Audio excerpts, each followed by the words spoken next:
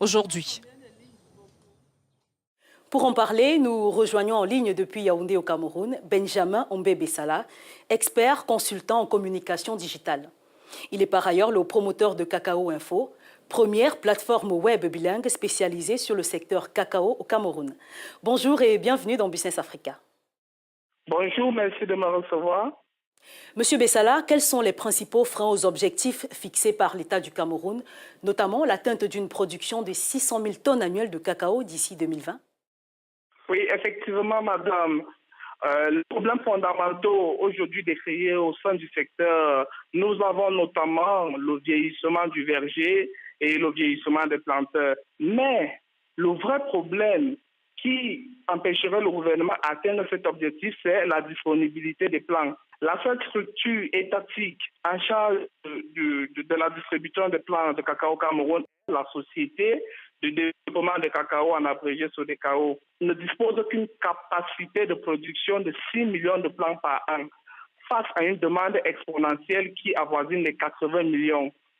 Par ailleurs, nous pouvons rappeler que le fameux plan de relance de filière cacao et café, dont la date butoir est prévue pour 2020, à 2 ans de cette échéance, n'a pas en réalité encore mis en œuvre, en faute de financement. Donc, il sera difficile pour le gouvernement d'atteindre cet objectif. Qu'en est-il des mesures proposées au ministère camerounais du Commerce par le Conseil interprofessionnel du cacao et du café, CICC, lors de la dernière campagne? Oui, il est très difficile d'évaluer le niveau de mise en œuvre des présentes mesures. Rappelons que face à la chute des coûts mondiaux de cacao de près de 50% au cours de la campagne précédente, le gouvernement camerounais, à travers son ministère du Commerce, a pris un certain nombre de dispositions afin d'atténuer l'impact de la conjoncture internationale sur la production et la commercialisation locale. L'une de ces mesures qui portait sur la production d'un cacao de qualité a déjà connu un début de solution, avec notamment le lancement en août 2017 de 2 centres de traitement de cacao. Les autres points, à savoir la création des unités de transformation locale, l'instauration d'une prime qualité aux producteurs, l'augmentation de la redevance versée aux producteurs et notamment la réduction de la redevance à l'exportation qui passe désormais de 150 à 75 francs, soit une baisse de 50%, sont vivement attendus. La crise dans la partie anglophone du Cameroun peut-elle être considérée comme un frein à l'atteinte de ces objectifs? Et surtout, que faut-il faire pour éviter les exportations frauduleuses vers le Nigeria voisin? Évidemment, vous faites bien de l'évoquer. La crise dite anglophone aura un impact négatif, sans doute, sur la production nationale de cacao au Cameroun. La région du sud-ouest est le premier bassin de production de cacao au Cameroun, avec près de 50% de la production nationale.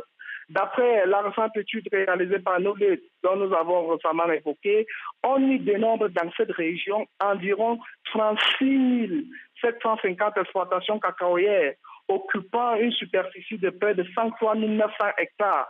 La majeure partie de ces exploitations sont aujourd'hui abandonnées du fait de cette crise.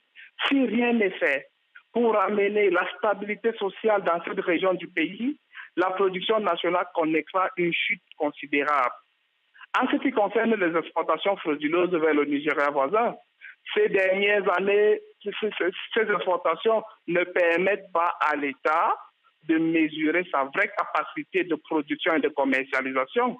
Mais il s'agit là d'une des lois du marché qui voudrait que le commerçant, sinon le producteur, va vers le plus offrant.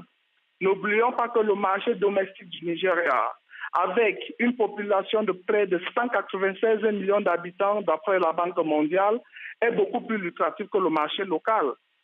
Donc, les pouvoirs publics devraient mieux encadrer les producteurs dans le cadre des coopératives et des regroupements afin de maîtriser à la fois la production et la commercialisation. Merci à vous, Benjamin Ombé-Bessala, de nous avoir éclairé sur la question. Vous êtes expert consultant en communication digitale et par ailleurs promoteur d'une plateforme spécialisée sur le secteur du cacao au Cameroun, en ligne depuis la capitale politique, Yaoundé. Je vous en prie, merci beaucoup. Nous marquons une courte pause et tout juste après, nous prendrons la direction du Kenya qui s'est lancé dans l'exportation de ses avocats. A tout de suite.